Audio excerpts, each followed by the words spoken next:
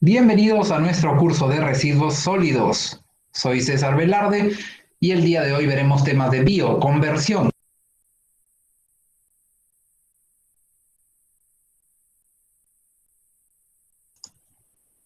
La bioconversión es la conversión que se hace a través de principalmente insectos. Las más conocidas o la más conocida que vamos a ver el día de hoy es con Eisenia foetida, y también vamos a ver la tecnología más promisoria actualmente en el mundo, que es la mosca soldado negra, Black Soldier Fly. No vamos a ver, pero también hay estudios de Tenebrio molitor, que es el gorgojito que es una especie de gorgojo. También hay algunas investigaciones en cucarachas, en escarabajos, en otros tipos de larvas, etcétera.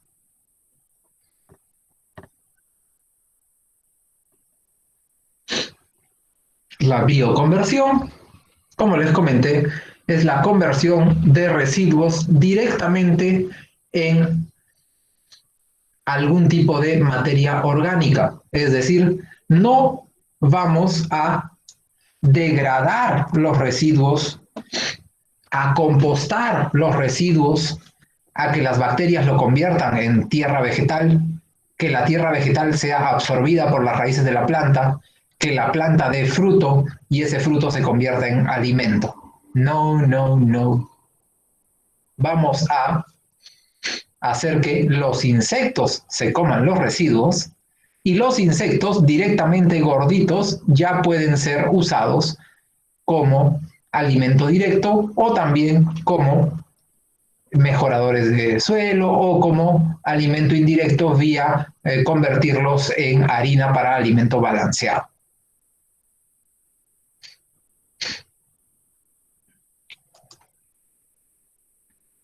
Entonces, primero hablaremos del vermicompostaje.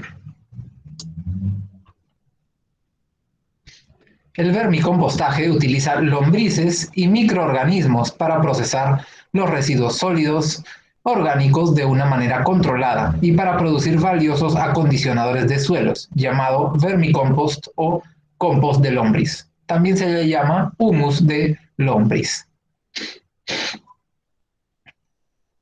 De hecho, si el foco principal de un negocio es producir lombrices y comercializar las lombrices, entonces se le llama lombricultura o lumbricultura. Es decir, a alguien no le importa procesar residuos ni generar soluciones, sino que solamente desea criar lombrices para vender lombrices. O tal vez criar lombrices para vender humus de lombriz y lombrices. Eso es lumbricultura o lombricultura. Exactamente lo mismo, pero con la visión de solucionar el problema de los residuos, es el famoso vermicompostaje. Es decir, el, el convertir los residuos en humus de lombriz, que son los excrementos de lombriz, que son comparables o mejores en realidad que un compost. El proceso de utilizar lombrices es muy claro. Alimentamos a las lombrices con residuos sólidos orgánicos y se termina el problema de los residuos sólidos orgánicos. ¡Qué felicidad! Para eso, algunas lombrices son más adecuadas que otras. Y en un momento revisaremos eh, estos detalles, ¿no? Las lombrices consumen los residuos sólidos orgánicos, crecen, se reproducen y bueno, todo lo demás.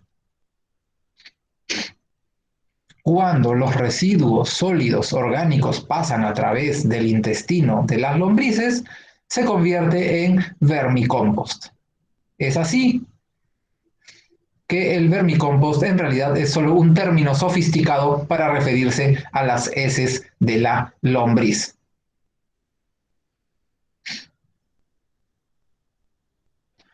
Durante el proceso de vermicompostaje, nosotros como gestores, líderes, managers, ingenieros ambientales de residuos sólidos, necesitamos asegurarnos que las lombrices estén felices. Primero, comenzamos con las lombrices adecuadas. Tenemos que recordar que la lombriz de tierra común no es en realidad la lombriz ideal para el vermicompostaje. ¿Y por qué no, profesor? Bueno, es un tipo de lombriz que excava profundamente en la tierra, que no se alimenta tan rápido y que no se reproduce tan profusamente. Su tasa de reproducción es baja. Estamos buscando lombrices epígeas o epígeas, lombrices que vivan en la superficie de la tierra, que tengan un gran apetito y que se reproduzcan rápido.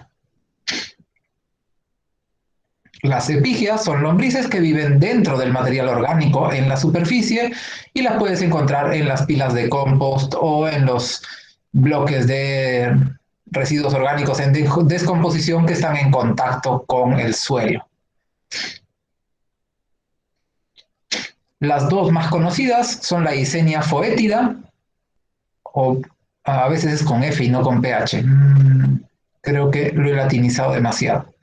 Y también el Lumbricus rubellus. Son las lombrices más populares utilizadas en el vermicompostaje. Presentan una tasa de reproducción alta y son muy adaptables en relación a las condiciones ambientales. Así que son bastante ideales.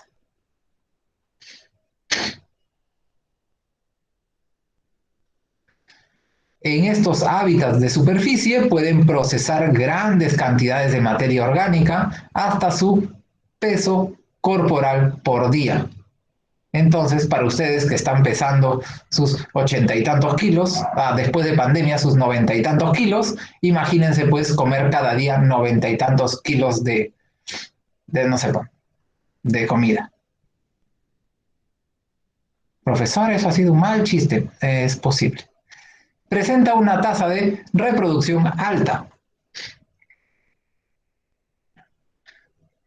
Se puede esperar que la población se duplique entre 1 y 3 meses. Podemos observar una lombriz adulta. Se le puede reconocer por la presencia de un bulto en su extremo frontal. La Eisenia foetida es hermafrodita.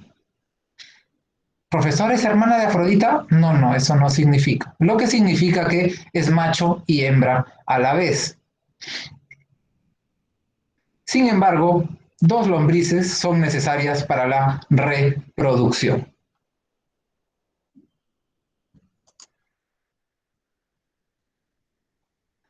Cuando se aparean, se extienden una al lado de la otra e intercambian su esperma. Luego se ubican en un capullo que tiene un diámetro de unos pocos milímetros. Del capullo se desarrollan en promedio 3 lombrices y nacen alrededor de 3 semanas después. Las lombrices recién nacidas nacen con mucha hambre y se alimentan y crecen hasta convertirse en lombrices adultas en un periodo de 8 a 10 semanas. Como lo tenemos aquí en el gráfico, que pueden ver de 45 a 90 días para llegar al individuo adulto. La biología de la lombriz es ampliamente conocida y ha sido tremendamente estudiada por más de 30, 40, no sé cuántos años, así que dominamos muy bien esta especie y podemos usarla para nuestros mejores fines. ¿Con cuáles residuos podemos alimentar a las lombrices? Residuos apropiados son residuos de frutas y verduras, residuos de plantas, incluso pan, arroz, varios tipos de alimentos básicos. Lamentablemente, lo que no funciona muy bien son los residuos de carne o de pescado, grasas, aceite, mantequilla, residuos de productos lácteos, salados o vinagrosos. Eso es bastante interesante. A veces estás en la selva y tienes bueno, tienes mantequilla, tienes una hamburguesa, tienes un montón de cosas y los insectos no se las quieren comer. Tal vez saben algo que nosotros no sabemos. Están más adaptados a comida más ligera, más natural.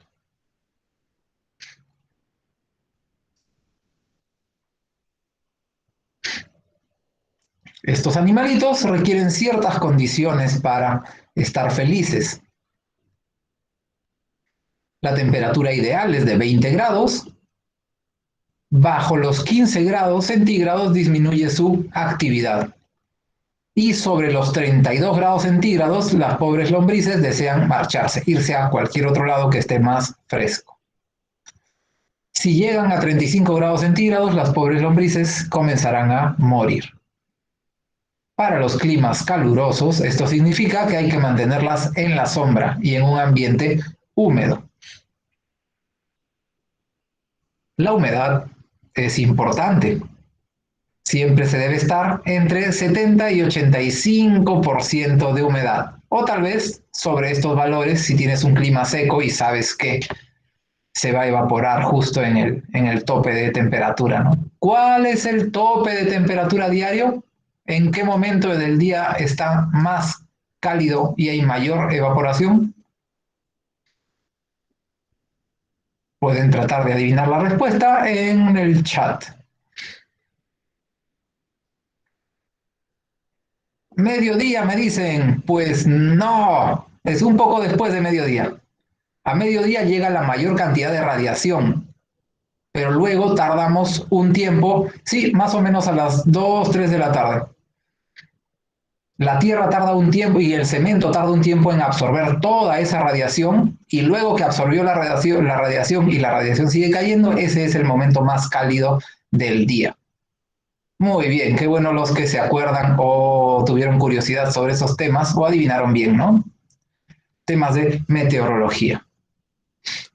A las lombrices no les gusta la luz, por lo que debemos mantenerlas en la sombra y podemos, de hecho, utilizar la luz si queremos moverlas de un lugar a otro. Por ejemplo, para extraer el vermicompost. Es decir, pueden verlo en la foto número 1, que están a la sombra. Nosotros podemos quitar el toldo a la mitad, no les gusta la luz y se van a ir para el lado de la sombra y extraemos el producto que está en el lado de la luz. Exactamente igual como cuando hay una fiesta, están todos felices y les ponen una canción muy fea y prenden todas las luces, exactamente igual, no les agrada. Debemos proveer a las lombrices con un voluminoso cimiento rico en carbono, es decir, con bastante alimento rico en carbono y en la base generalmente se usa papel picado o cartón, aunque hay muchos otros sustratos que se pueden usar. Se recomienda densidades entre 2.5 a 10 kilogramos por metro cuadrado. Abajo de 2,5 kilogramos de lombriz por metro cuadrado, las lombrices tienen tanto espacio que no se encuentran, no se logran encontrar, no se conocen, no conversan y no logran reproducirse. Ya ustedes saben cómo funciona eso.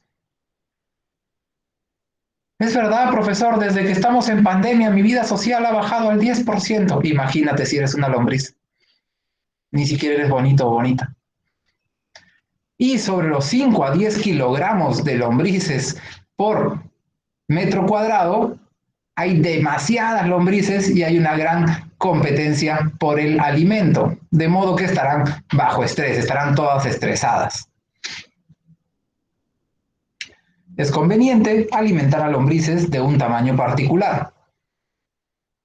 Más pequeñas de 5 centímetros es lo mejor, porque pueden procesar más fácilmente los residuos sólidos y se pueden alimentar mejor a las lombrices.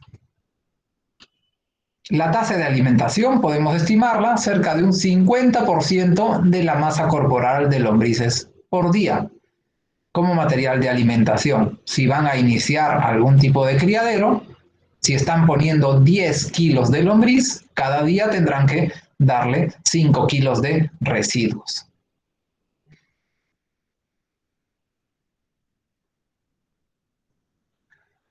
Mm,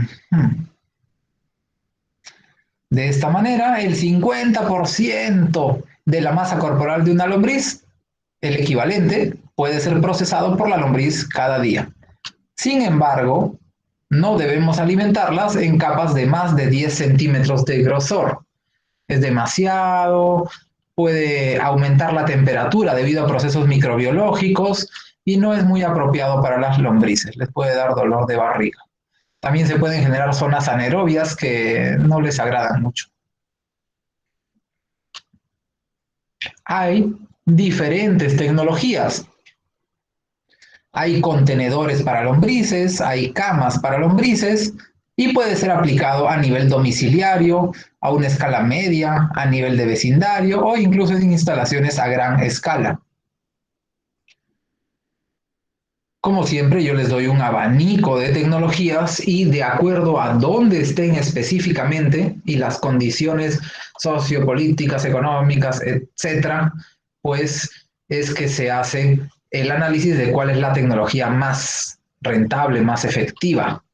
La Eisenia foetida que hemos conversado es la lombriz roja californiana.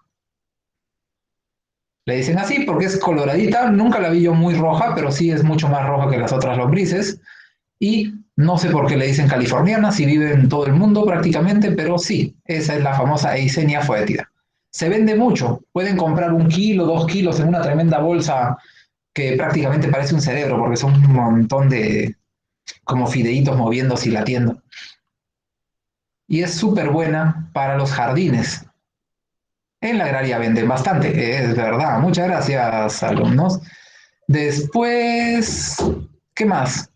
Una cosa que no está en la clase de hoy, pero les voy a comentar. Las lombrices son unos animalitos muy amables, muy bonitos, pero muy sensibles. Si en algún momento tienes sustrato contaminado, se van a morir. No son tan frágiles como para ser bioindicadores, pero sí son frágiles. Hay que darles comida sin contaminación, por favor. Lo que tratan de hacer también en el comedor de la universidad. Hay que darle a los alumnos comida sin contaminación para que estén felices. Los alumnos también a veces son un poco frágiles. Se puede tener en distintas bandejas donde se alimentan a las lombrices con las sobras de alimentos y también hay diferentes pequeños sistemas de bandejas que se venden de manera comercial, pero podemos construirlo tranquilamente con recipientes plásticos normales.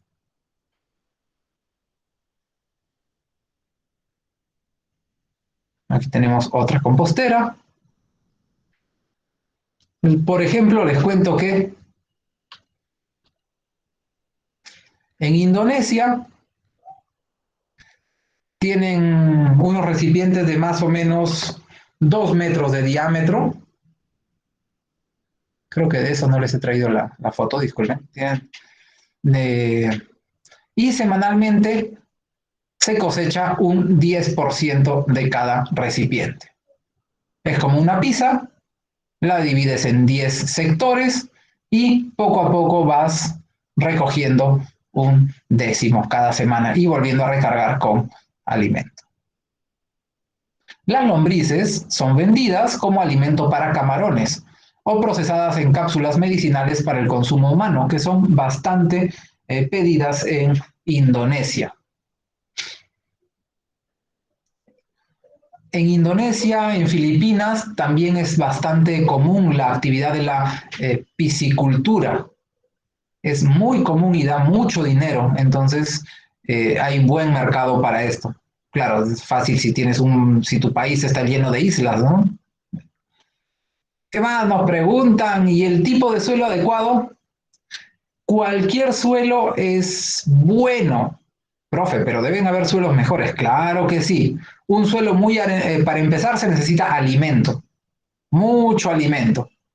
Antes de tener alimento podrías usar todos los suelos. ¿Todos los suelos, profesor? No, mejor quiten el arenoso. El arenoso es demasiado seco y no tiene buena humedad, va a gastar mucho metabólicamente a la lombriz para arrastrarse por ahí. Perfecto. Entonces, arcillosos tampoco. Muy arcillosos son muy densos. y les cuesta mucho esfuerzo a las lombrices el arrastrarse. Entonces, algo normalito, ¿no? Un franco, yo la verdad pensaría en un franco normalito o un franco arenoso tal vez. Pero aún así, podrían hacer unos cuantos trucos ingenieriles y poner como base un poco de compost. El compost es bastante poroso y está muy adecuado para las lombrices porque retiene buena humedad. Solamente para que estén un tiempo ahí hasta que comiencen a ponerle alimento encima. Una vez que comienzan a ponerle alimento encima, crece la cantidad de humus de lombriz exponencialmente, bueno, y la cantidad de lombrices, y ya no tendrán que preocuparse por el suelo.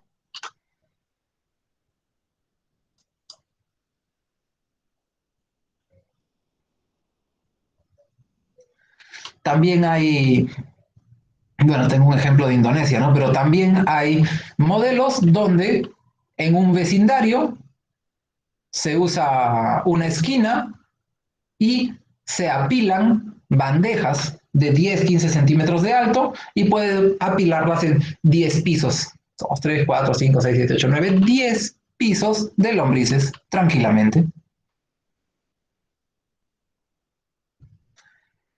Se puede hacer en baldes, en barriles, en cajas, en anillos de cemento que ya están instalados en el suelo.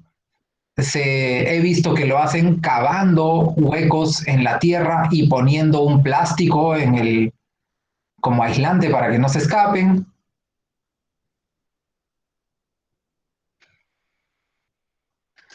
En, luego les voy a dejar el video que está en inglés de una clase del EAWAC, pero por ejemplo, también les comentaré que en Filipinas los recipientes de lombricultura los cubren de esterilla de bambú, que es así como las esterillas que usamos acá también nosotros.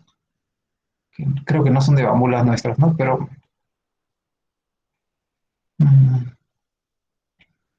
también hay ejemplos en India donde se crían lombrices dentro de una cabañita de paja o haces tu cabañita de esteras.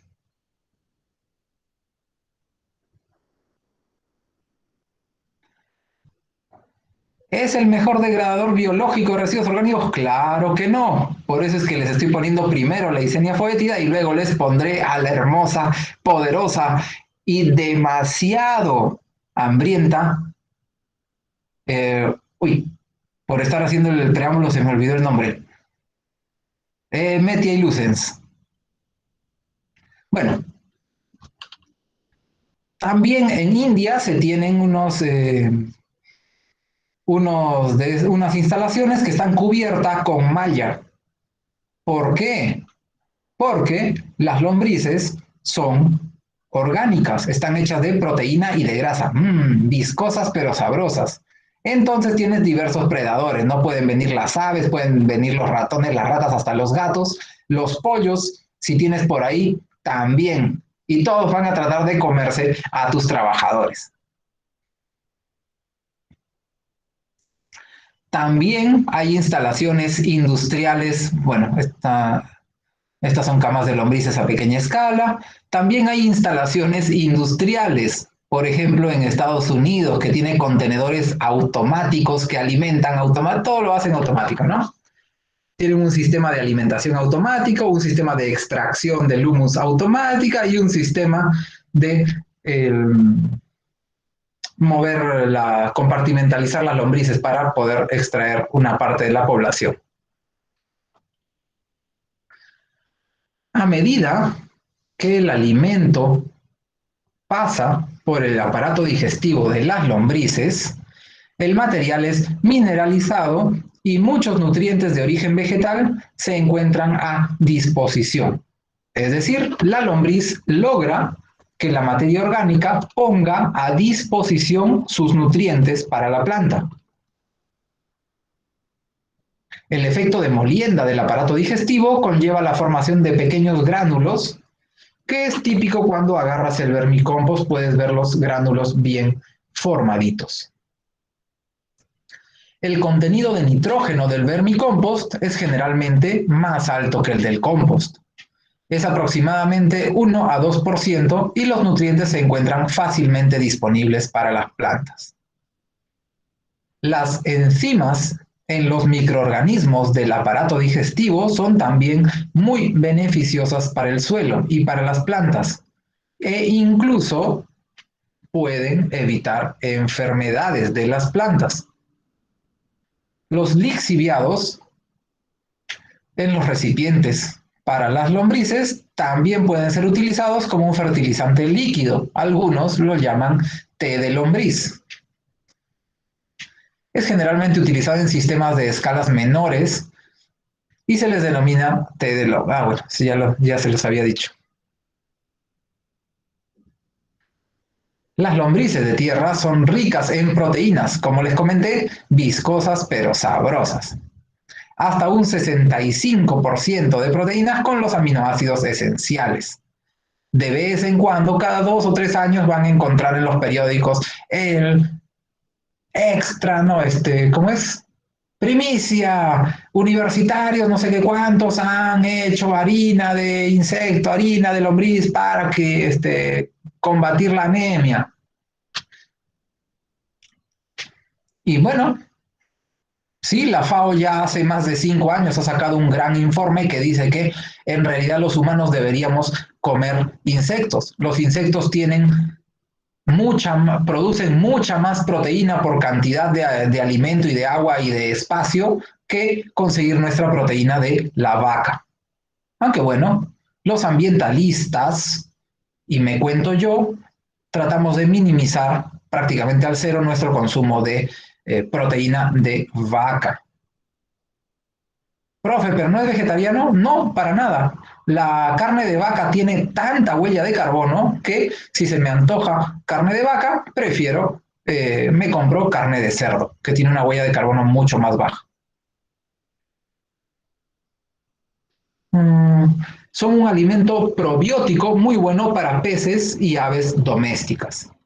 En Perú no tenemos tanta cultura de peces, aunque sí me parece que por el Titicaca hay piscigranjas, a veces en la sierra, pero en aguas muy frías como para que estén contentas nuestras lombricitas, pero bueno, o temperaturas muy frías cerca al lago donde se hace la piscigranja, lo que sea.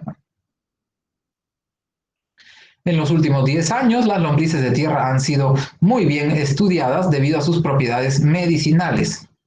Los investigadores coinciden en su efecto anticoagulante, por lo cual se les considera efectivas para el tratamiento de enfermedades trombóticas, como se usaba antes la aspirina, pero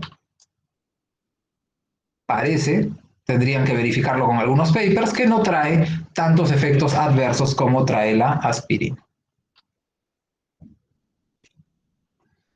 Se están encontrando nuevos usos para las lombrices como fuente de colágeno para la industria farmacéutica. Las personas que eh, les encanta el colágeno porque nunca quieren arrugarse, quieren mantenerse siempre jóvenes, ahí está. Un proceso de tratamiento biológico muy innovativo es alimentar las larvas de los insectos con residuos orgánicos y luego cosechar las larvas como fuente de proteína. Es decir, le doy residuos orgánicos de la ciudad o de la granja o excretas de cerdo mezclado todo a los insectos, se lo comen y luego esos insectos se los doy de alimento a las aves o a los cerdos. Un círculo virtuoso bonito. Profe, ¿y no es un poquito cruel? Bueno, es la naturaleza de las cosas. Nosotros no estamos inventando nada, nosotros estamos descubriendo mecanismos naturales que se llevan a cabo en la naturaleza, pero nosotros los aceleramos con la hermosa ingeniería. Oh, y me comentan acá también, aparte de la huella hídrica de esos alimentos, claro, cuando hablábamos de la cantidad de proteína producida, exacto, no hablaremos de huella hídrica, pero les conversaré que hice mi tesis de maestría en ese tema y es verdad. Hay muchos alimentos, pero principalmente la carne de res tienen huella hídrica muy alta. Es más, tengo el orgullo ¿De ser peruano, profe, y ser feliz? No, tengo el orgullo de haber estudiado con Arjen Hoekstra, el inventor de la huella hídrica. Fue mi profesor. Lamentable, joven todavía, lamentablemente ha fallecido hace poco, pero sí, muy chévere. Es como que estudies una clase de física avanzada de agujeros negros con Stephen Hawking, una cosa así. Bueno.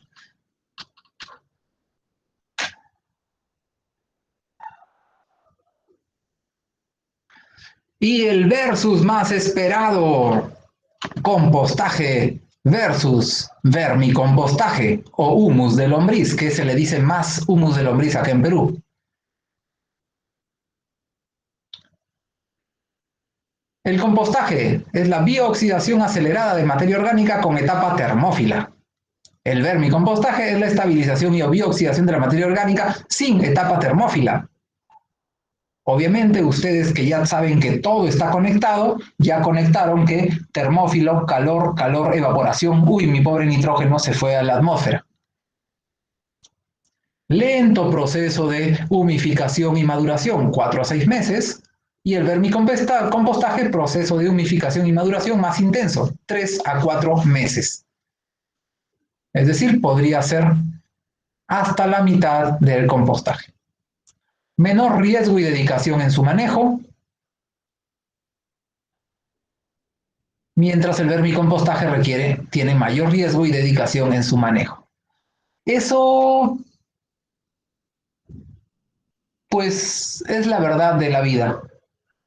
Cada vez que suben en la escalera de tecnología, se requiere más conocimiento para manejar esa tecnología. Por ejemplo, si vas a casa de tus abuelitos, pones una caja ¿de qué podría ser? Una caja de aspiradora, pones una caja bueno, una caja de 1 metro cúbico, y le dices, llena ahí todos tus residuos orgánicos, llena residuos orgánicos y le pones una capa de tierrita. Residuos orgánicos del día y una capa de tierrita. Y después de unos 6 meses, saca la caja y todo lo que hay adentro será abono.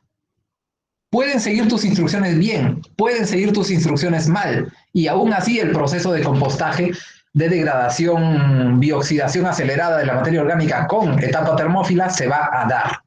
Tal vez no suba la temperatura a más de 60, 65, pero se dará.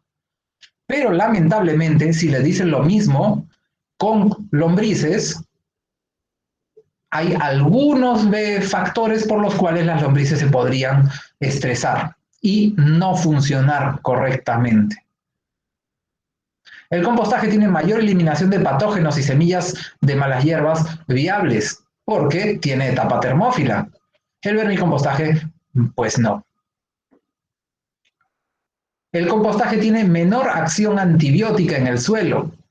Es decir, el compostaje no mata microbiota que podría ser dañina. El vermicompostaje sí. El compostaje tiene menos disminución de metales pesados y el vermicompostaje, claro que sí, sobre todo los que son bioacumulados en las lombrices. Ahí, por ejemplo, tenemos un estimado que dice de 35 a 55% de eliminación de metales pesados en 2 meses. El compostaje conserva 30 a 40% en peso del material. Lo demás es respirado, es lixiviado, etc.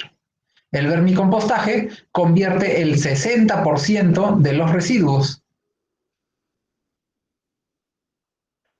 Si se dan cuenta, el compostaje es rico en materia orgánica, tiene humedad y tiene NPK.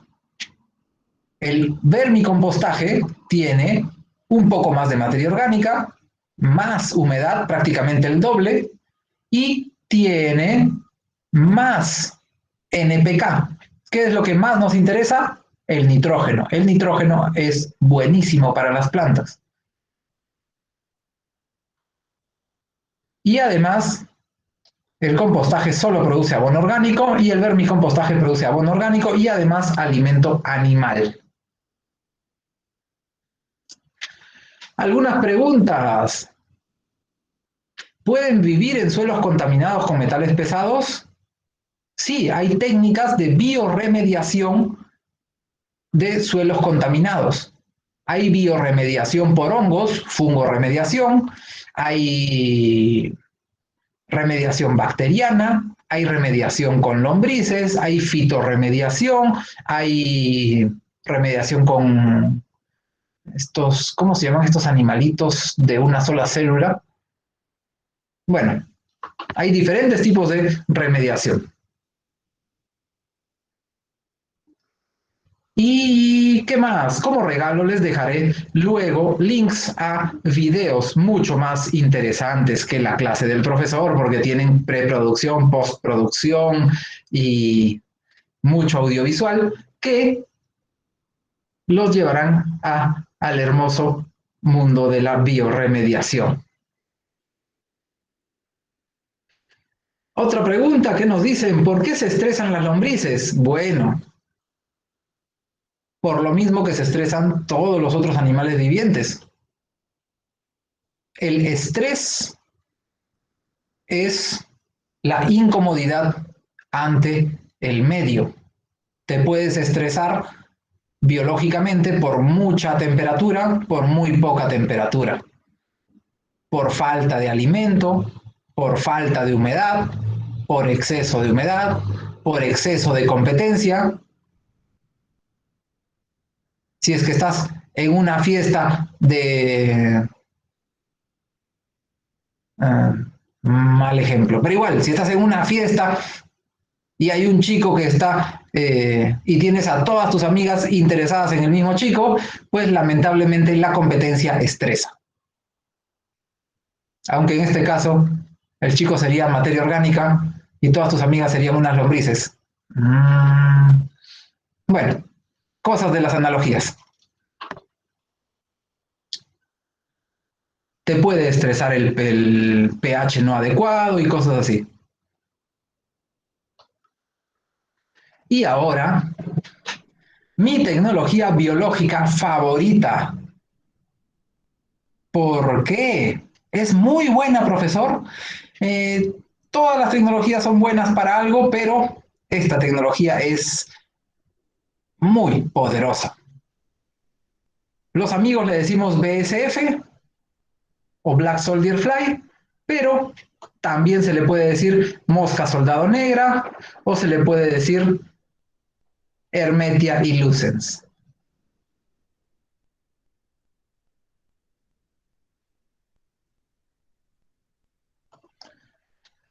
Es un proceso de tratamiento biológico muy innovativo, pues hace como 10 años, pero recién hace unos 5 años desde que se ha vuelto muy popular,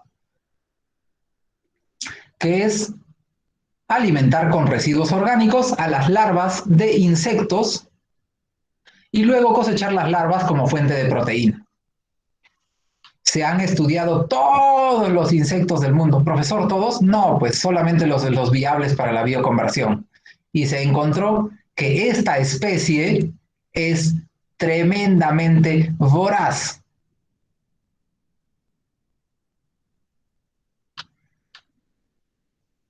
Los principales actores son las larvas de la mosca soldado negra.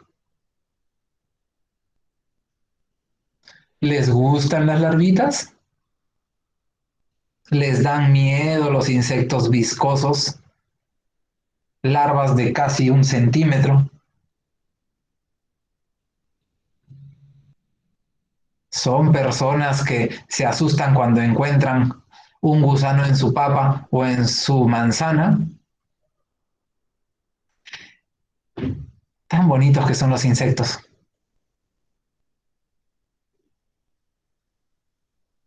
Y como dijo el gran filósofo Timón, son viscosos pero sabrosos.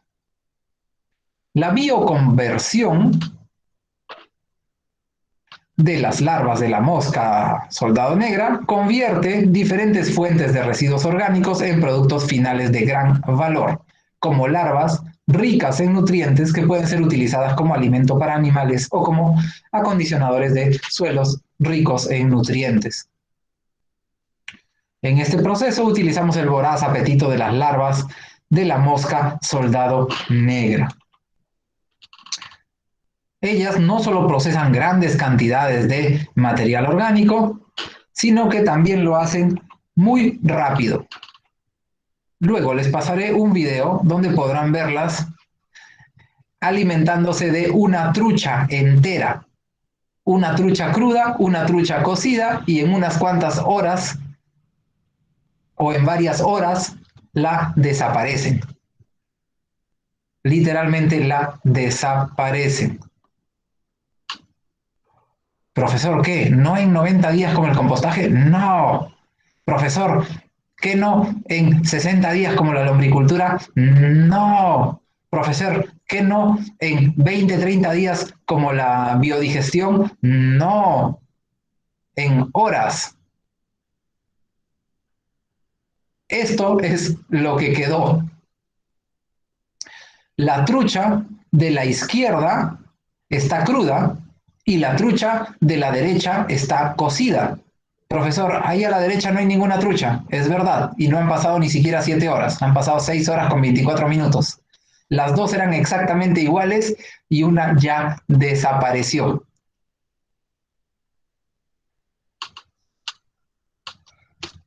¿Qué otras cosas interesantes tiene este animalito, este y solo este, tan hermoso?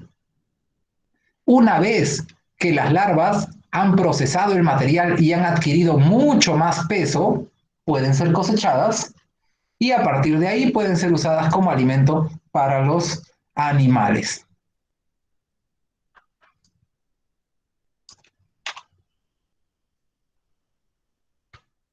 El ciclo de vida de la mosca, acá hay más larvitas, qué belleza. El ciclo de vida de la mosca soldado negra nos ayudará a entender por qué esta mosca es particularmente apropiada para la gestión de los residuos sólidos orgánicos. Tengo su ciclo de vida todavía más adelante. Bien. Aquí están alimentando directamente a los cerdos y les encanta.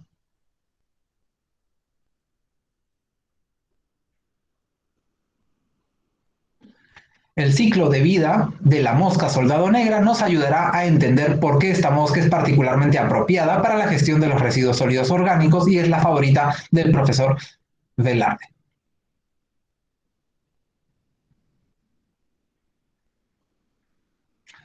Esta mosca tiene su origen en América, pero se ha propagado por todo el mundo mediante el transporte de bienes y cosas. Y puede ser encontrada en áreas templadas y tropicales. Si se dan cuenta, ahí en nuestro mapita, más o menos todo Estados Unidos hasta la mitad de Chile es la zona donde puede vivir y trabajar para nosotros la mosca soldado negra. En cualquiera de los países que estén en esa franja de temperatura. Es bastante grande comparada con la mosca común. Aquí tenemos que más o menos mide 18 milímetros, casi 2 centímetros. Y es 10 veces más pesada.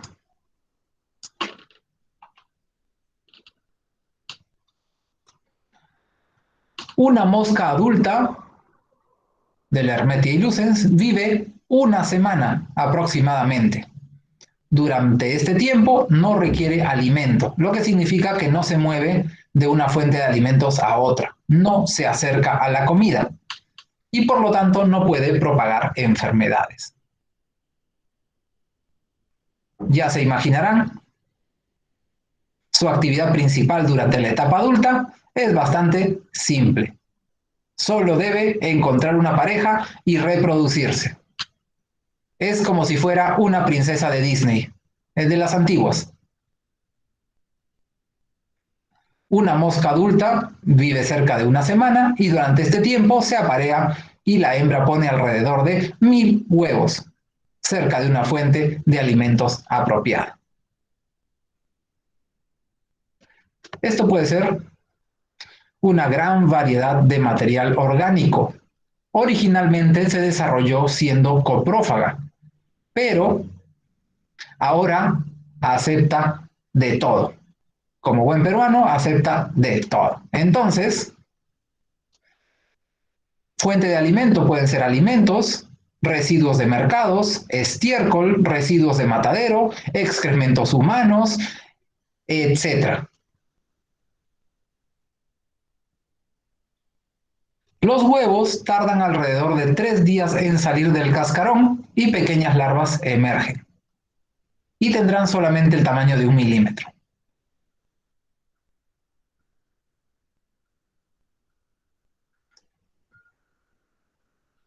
Entonces acá arriba tenemos el dial, tenemos a la mosca, en más o menos 3 días emerge una larvita y luego tiene 14 días de comer y engordar, como si estuviera en pandemia, aburrida en casa.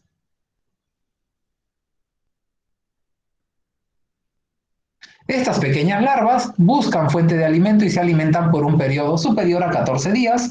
Durante este tiempo crecen como 1 milímetro, de 1 milímetro hasta 2,5 centímetros en su temperatura ideal. Acá en Lima no creo que logren 2,5 centímetros, aunque lo voy a verificar. Tengo un tesista que está haciendo esto, pero me dice que no, por el frío de Lima no llegan a tanto. Y al final pesan alrededor de los 200 miligramos. Presentan 5 etapas de larva, es decir, cuando ya les queda muy chica la piel, mudan de piel, mudan de piel, mudan de piel, mudan de piel, hasta el final. La última muda de piel las convierte en unas prepupas. Esto todavía. Las prepupas, profesor, ¿las prepupas están listas para cosechar y convertirlas en alimento? Mejor que eso. Las prepupas buscan un lugar seco y oscuro para convertirse en pupas y de este modo se marchan del lugar donde se encuentran las fuentes de alimento. Es verdad, escucharon bien. Este animalito solito se cosecha. Hay muchos sistemas que ponen una pequeña rampa o un tubito y el tubito termina en un balde. Una vez que están lo suficientemente gorditas, todas en procesión caminan por el tubito y caen directamente al balde. Se cosecharon solas. No hay que hacer absolutamente nada. Eso es lo máximo.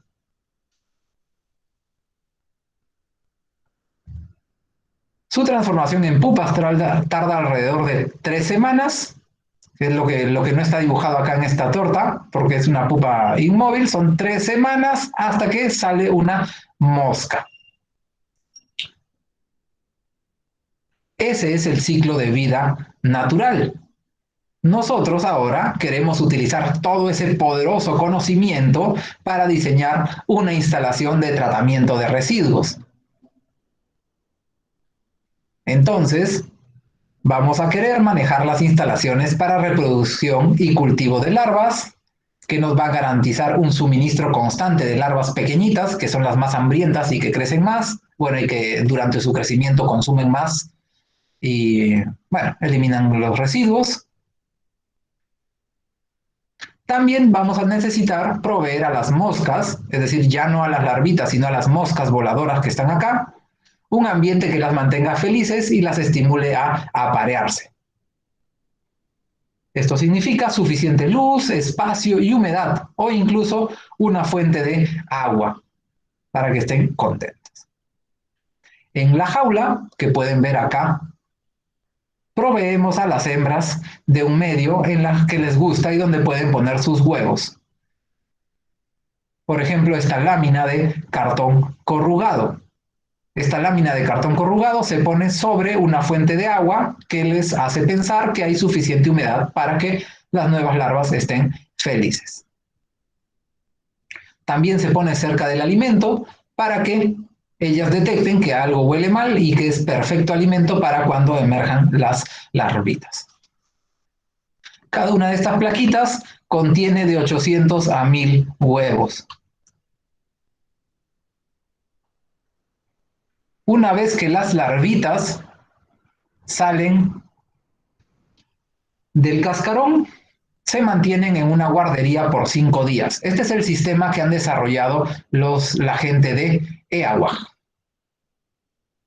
Hay otros sistemas que usan la Hermetia Lucens y no usan guarderías, sino que directamente lanzan todo al residuo orgánico. A ver, ¿qué preguntas podrían hacerme? ¿Son usados frecuentemente en nuestro país? Bueno, les chismeo, pues. Naturalmente están por ahí, pero recién hace pocos años se han empezado a hacer algunas tesis, investigaciones sobre eso.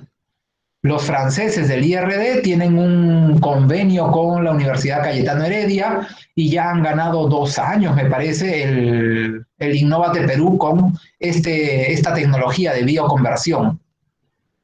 La Universidad Católica de Arequipa, me parece, tiene una planta que ha inaugurado hace 1 año y medio de este tipo de sistemas.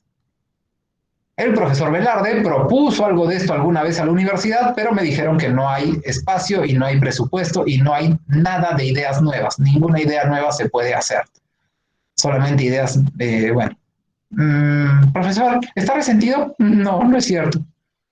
Bueno, seguimos. Entonces, no son usados frecuentemente en nuestro país, aunque hay tesis y hay algunos laboratorios y hay algunos viveros que las usan, pero todavía no existe una planta. Por más que escuchen la publicidad del grupo Simba, no tienen esto todavía un criadero funcionando. Hay una pregunta que no voy a leer hasta el final, tal vez, y ahora. Bueno, se mantienen las larvas en una guardería por 5 días antes de lanzarlas a los residuos orgánicos. Idealmente, debemos preparar los residuos orgánicos moliéndolos, de tal manera que las larvas puedan alimentarse fácilmente con ellos. Pero en varias granjas en diferentes lugares del mundo que usan esta tecnología, simplemente lanzan todos los residuos orgánicos a la poza y lanzan todos los huevos a la poza, o a veces ni siquiera eso. Simplemente lo mantienen en un ambiente un poco cerrado y no se preocupan de nada. Piensan que las mismas moscas volverán a poner los huevos ahí cerca, que sí sucede, y el ciclo será completa y absolutamente natural. Es decir, ni siquiera se cuidan de poner un mosquitero ni nada. Eso pasa normalmente en granjas muy grandes.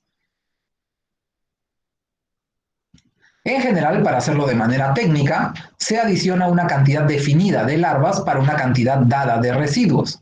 Podría ser que ciertos estudios, ciertas tesis, ciertos papers te digan, hay que poner 50 gramos de larva por cada kilo de residuo. Acá tengo 5 kilos de residuos, 50 gramos por 5 son 250 gramos, peso 250 gramos de larva y las lanzo al residuo.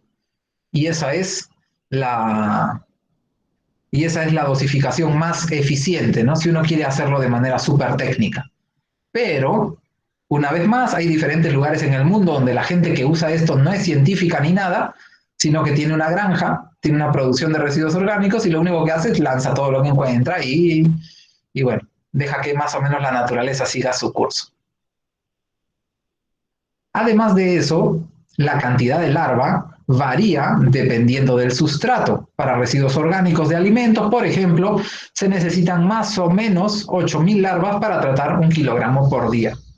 Ese estudio fue hecho en Suiza, así que tienen que contar la temperatura y la humedad de... ¿dónde habrán hecho esto? En Lausanne, creo que es la universidad. No sé si está cerca de Basel. Después de que han sido alimentados por aproximadamente 2 semanas, las larvas están listas para ser cosechadas.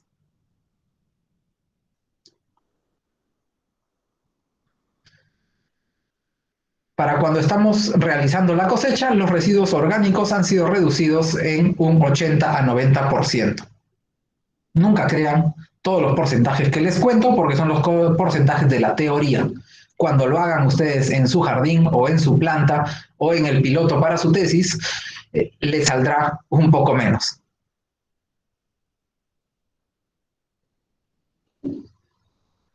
Aunque este enfoque pueda resultar bastante nuevo, en Internet encontrarán muchos videos de imágenes y sistemas de pequeña escala. Hay gente que usa 2, 3 Javas y fabricó su sistema. Hay personas que dentro de una caja lo fabrican. Hay gente que tiene diferentes pozas, bañeras, etcétera. Hay muchos sistemas de esto en Internet. Y también venden hasta pequeños, no les he puesto acá, después les pongo el link, hasta pequeños, más pequeños que un microondas, microincubaderos para sus larvas, para sus moscas soldado negra, para que ahí los ambientalistas pongan sus residuos orgánicos y poco a poco se vaya todo recirculando sin tener que estar generando residuos orgánicos a la red municipal. La mayoría de estos sistemas hacen uso del hábito de la prepupa de marcharse del lugar donde se encuentra. Es decir, estos sistemas les hacen un caminito y directamente se cosechan solo. Por ejemplo, si ven esta cama de acá inclinada, los residuos están por acá abajo y cuando ya están llenas y listas para convertirse en pupa, la prepupa sube la rampa, se aleja de la comida y piensa que por acá tendrá un lugar mejor y más tranquilo, pero cae directamente a este balde con su bolsa. Y ahí son acumuladas y luego pues usadas o vendidas. Entonces normalmente se usa una rampa para poder cosechar las prepupas ricas en proteínas. En la mayoría de estos sistemas no se usan colonias separadas ni se usa una guardería, como se los he dicho yo, porque eso es un tema, un sistema súper tecnificado que han desarrollado pues, los suizos, que son siempre tan rigurosos para estas cosas. Sino que se confía en la reproducción natural y se asume que las hembras son atraídas por el olor de los residuos y volverán a dejar ahí cerca sus huevos. Esto gracias a que hay tanta producción de huevos, entonces de alguna manera si mantienen esta zona enmallada, algunas de las moscas, tal vez no todas, volverán a poner los huevos cerca de este alimento y se renovará el ciclo sin cuidarlo, sin tener que ponerle mucho cerebro. Por otro lado, existen algunas instalaciones de grandes dimensiones operando en diferentes partes del mundo.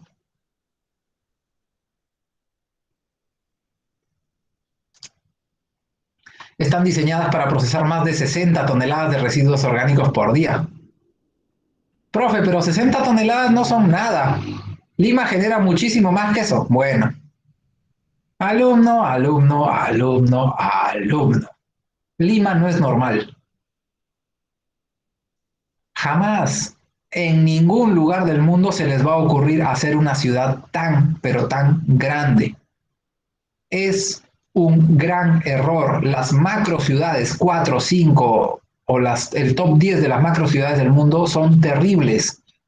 No hay forma de arreglar las necesidades, los recursos y los problemas ambientales de ciudades tan grandes. En otros lugares del mundo, en vez de tener una ciudad tan, pero tan grande, tienes 3 ciudades medianas divididas por granja, bosque, bueno, artificial, ¿no? Es muy gracioso porque pasean por Europa y le dicen, ¿te gusta el bosque? Y tú, bueno, si ya revisaste los bosques de verdad, lo miras y dices, qué bonito bosque. Europa tan, tan ordenada que hasta los árboles crecen en fila y son de la misma especie.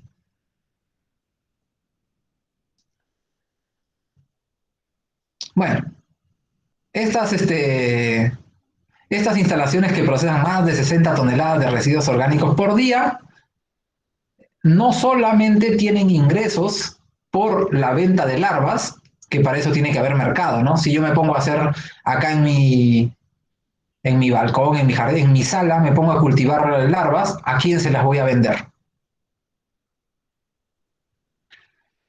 Pero depende del mercado, también estas empresas cobran por el tratamiento de los residuos orgánicos, es decir, reciben dinero por tratar los residuos orgánicos y luego venden las larvas.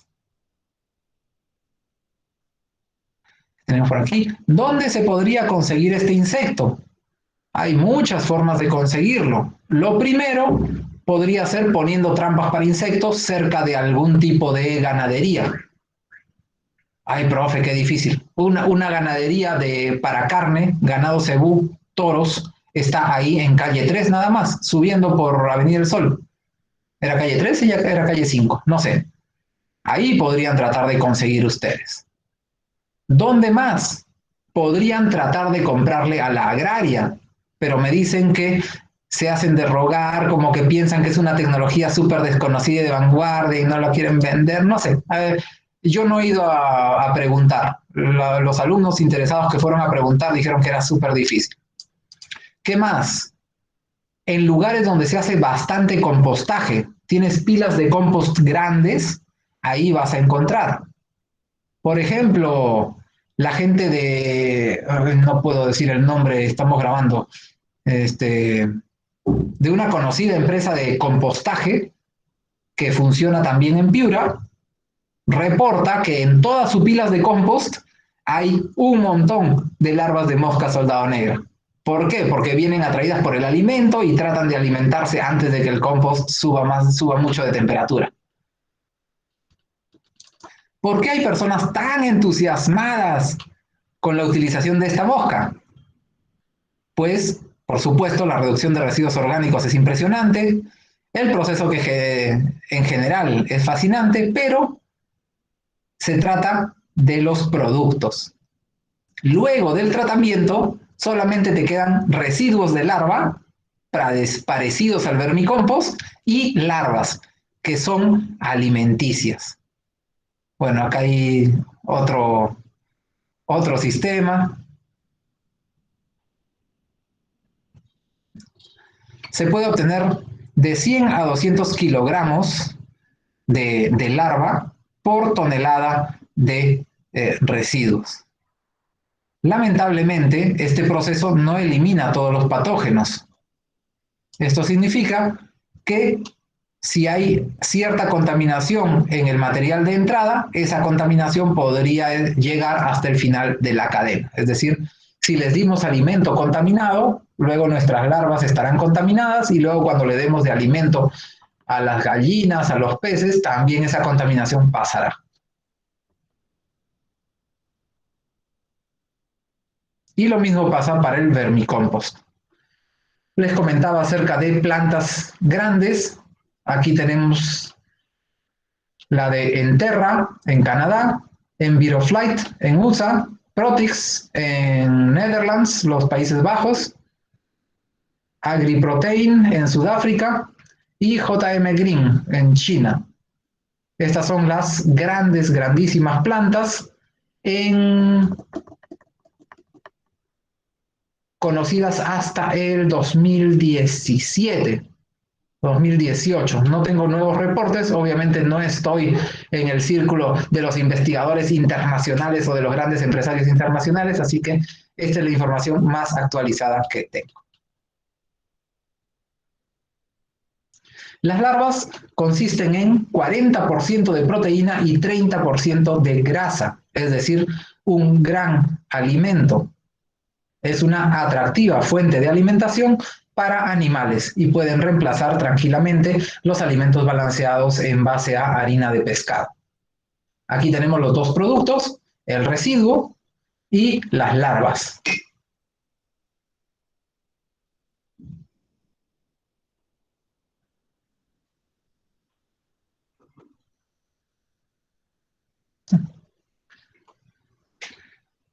Si en algún momento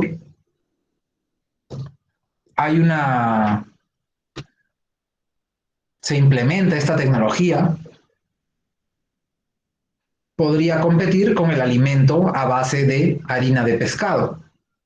Y cuando en las épocas que suba el precio del alimento con harina de pescado, esta se convertiría en una opción muy interesante para alimentación de animales y también lo que nos interesa a nosotros para la gestión de los residuos sólidos orgánicos. Y eso será todo por la teoría del día de hoy. Espera, Adastra, muchas gracias. Hay varias fuentes de la bibliografía y procedo a buscarles los videos prometidos. Tengo varios. ¿Dónde están? Es una cosa de locos.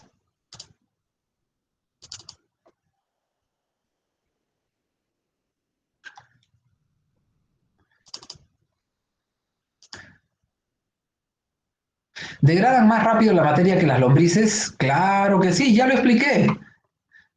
Si las lombrices se demoran, ¿cuánto decíamos? A ver. La, la, la, la. Esto está en días. Aquí está. De 3 a 4 meses. Y ellas se demoran horas.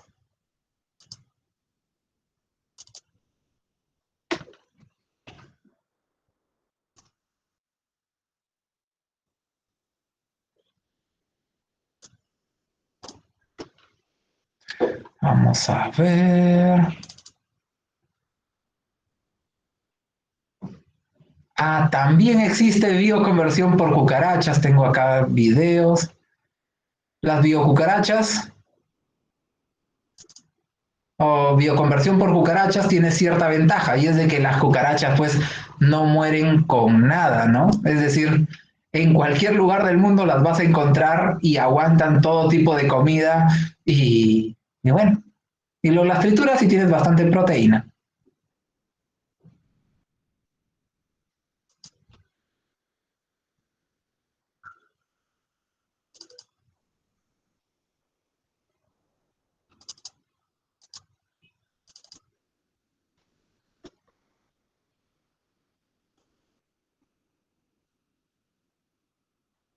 Hmm.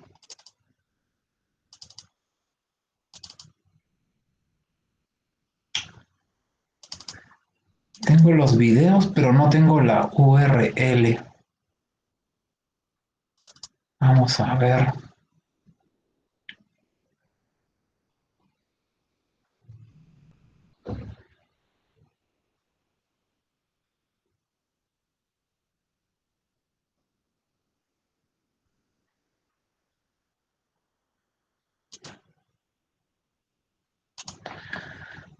Mm. Bueno, se los busco. Total, para eso está la internet. Todavía tenemos tiempo.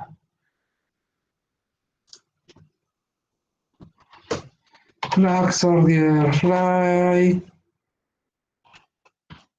Creo que se llama trucha. Sí, aquí está.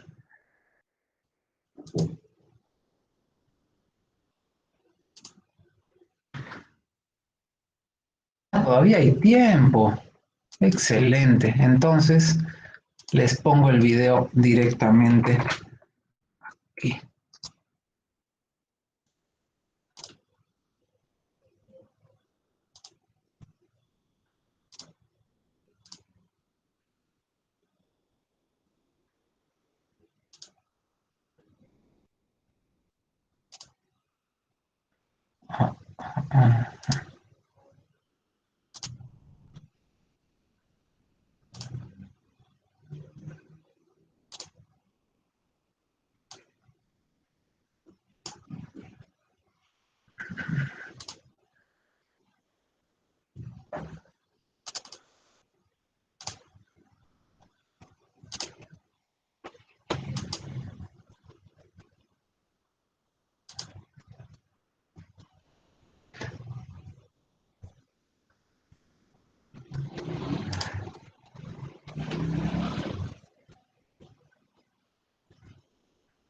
No, no, no, no, no. Algo hice mal.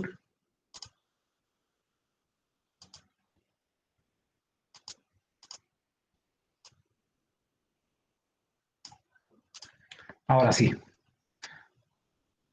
¿El residuo de las larvas de mosca se usa para las plantas? El excremento sí, pero si hablas de ellas mismas, son mucho más valiosas para,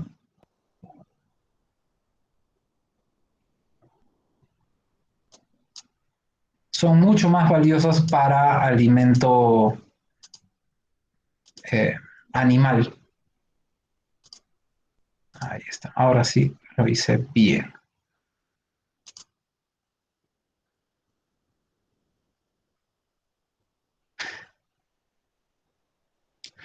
¿El contenido de NPK es mayor o igual al vermicompostaje? Uy, qué preguntas tan buenas. En los residuos de la mosca soldado negra, no lo sé todavía. De todas maneras, por sentido común es mayor al compostaje, pero tendría que verificar si es mayor o no al vermicompostaje. Bueno, están listos para ver el versus 5.000 larvas versus 2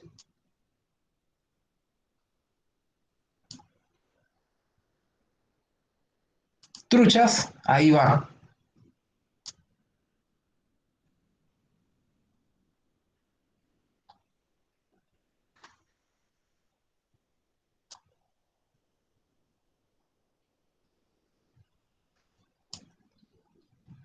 Van 3 horas,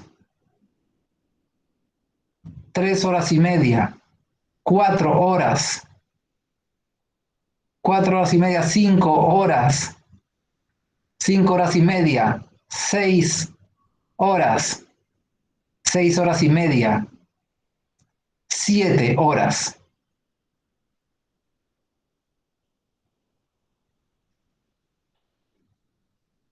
Oh, ¿qué me dicen? De fondo con música Linkin Park. Lo siento. Hubiera sido mejor si lo hubiera planificado antes. Es que antes yo tenía los videos ya bajaditos, pero para esta plataforma, eso no debí decirlo en la grabación. Bueno, para estas plataformas es mejor usar el video de autor, el video original. Bueno, pero eso es lo que hacen con la materia orgánica. Nada de días. Días es para principiantes. Semanas es para principiantes. Meses, ya no, pues son horas. Claro que todo esto es a condiciones laboratorio suizos, tesistas suizos, ¿no? Bueno, ya, vamos a liberar de su dolor a este pedazo de pez.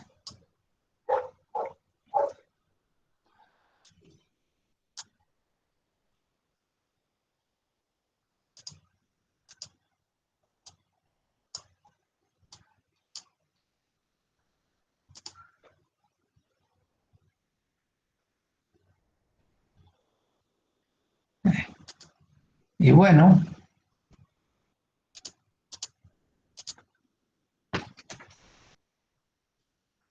eso es la tecnología de bioconversión.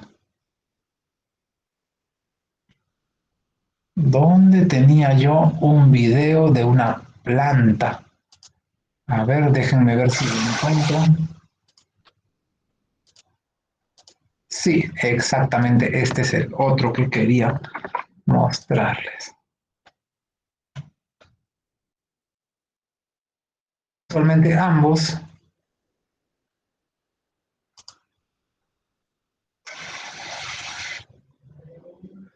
son del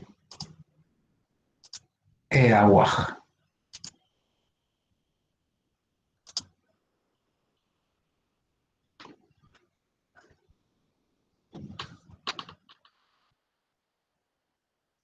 A ver, ¿qué me dicen por acá? Dejaron la espina. Sí, lamentablemente es mucho más dura de comer, pero obviamente todo lo que queda y lo trituramos puede volver a otro ciclo de estos. Bueno, aquí tienen otro video. Estos son normalmente los dos videos oficiales que pongo para esta clase y también hay un video de una versión más avanzada de esta clase en inglés del MOOC de Municipal Solid Waste Management, pero está todo en inglés.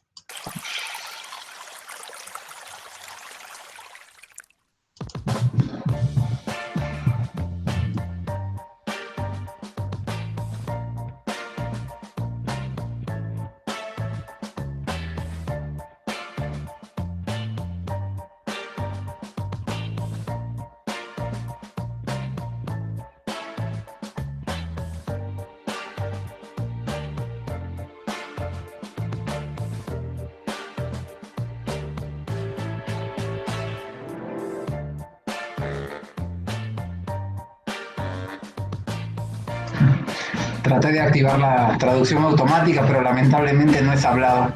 El algoritmo no lo va a Let's encontrar. start with the BSF rearing unit, the heart of the facility. This is where we produce Ahora sí. millions of small larvae every day. Life usually starts with sex. In our case, mating takes place in a so-called love cage. We provide the flies with a water source for drinking, space for mating, and a place where the females lay their eggs, the so-called eggies. After a week of hard reproduction work, most of the flies have died and we remove the love cage. We bring the harvested eggies to the nursery where they are placed over a tray with feed. When the young larvae hatch, they fall into the feed where they immediately start to eat. Due to the constant rain of hatchlings, we call this the hatchling shower.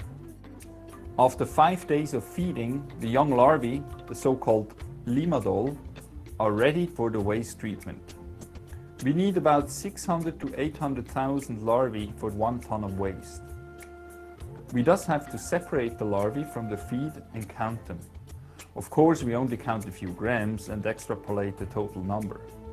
The portioned young larvae are then ready to be used in the waste treatment units. A small fraction, let's say about 1% of our young larvae, will be needed to keep the colony running.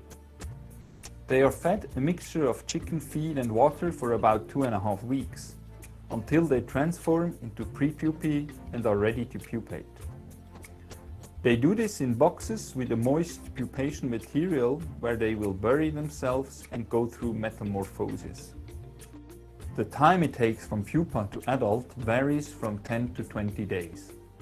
We place the pupation boxes in so-called dark cages. Now, whenever a fly emerges, it will remain calm and wait, because activity in general and mating of the black soldier fly in particular is stimulated by light. When we want to set up a new love cage, we connect the 2 cages and lure the flies into the love cage with a lamp. The cycle is completed and the whole game may begin again. Now that we have seen how to produce young larvae in great and defined numbers, we move on to the actual bio-waste treatment unit. In the case of our facility in Indonesia, we receive waste from a fruit and vegetable market. To make the waste easily accessible for the BSF larvae, we shred it with a hammer mill, but any kind of shredder can do that. Our fruit and vegetable waste mixture is very wet. We therefore let it drain for a day or 2 to reduce the water content. Here you can see the treatment setup. We work in crates because 1 person can handle them and we can stack them onto a pallet. Between every layer of trays there is a metal frame which allows air circulation. The larvae stay in the trays for 2 weeks. During this period they are fed 3 times. That means that every pallet treats about 500 kilograms of waste. Once the larvae have reached a good size, the whole pallet can be harvested. Because we have very wet substrate, we put the residue and the larvae on a screen where the liquid flows and the larvae crawl through. The larvae can then be strained from the liquid. The larvae are rinsed with water before being further processed. But what to do with the larvae now?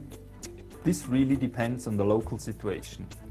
If your customer is nearby, you might be able to directly feed the larvae to fish or chicken. If you want a product that is easier to store and transport, you have to think of methods to kill and dry the larvae. We are currently testing a pelletizing machine to produce easily marketable fish or chicken feed.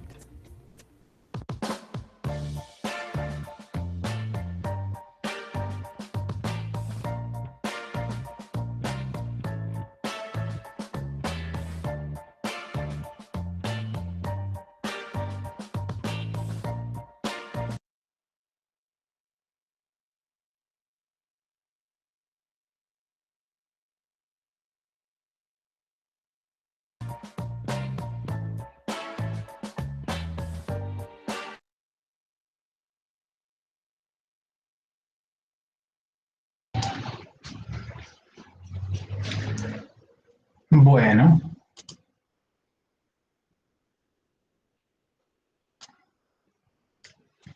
ahora sí, chicos, espero que hayan disfrutado la clase de bioconversión. La verdad que de todo el curso es una de las clases que más me divierten. Tal vez para el próximo ciclo también tenga una clase parecida de, ¿cómo se llama esto de acá? De pirólisis de residuos municipales. Y los links se los voy a dejar en el Classroom, claro que sí. ¿Para qué esté el Classroom? A ver.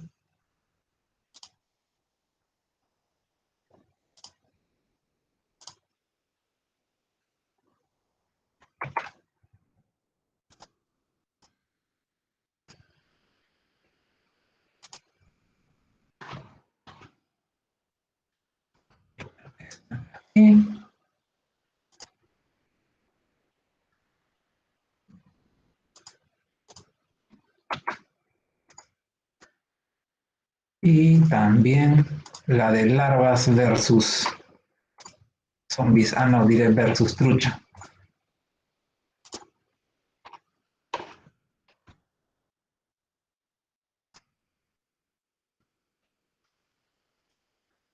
Listo, lo tienen en el Classroom para su deleite. Obviamente, cuando les hagan clic y los lleve al YouTube, van a ver al costado un gran menú de otros videos de la mosca soldado negra. De alguna manera, durante estos años, siempre tengo bastantes alumnos interesados en hacer este tipo de tesis, pero en el camino a veces se desaniman. Bueno, pero si están con ganas de esta y otras tecnologías, ya saben que yo con mucho gusto, porque me encanta la tecnología de residuos, puedo tranquilamente asesorarlos.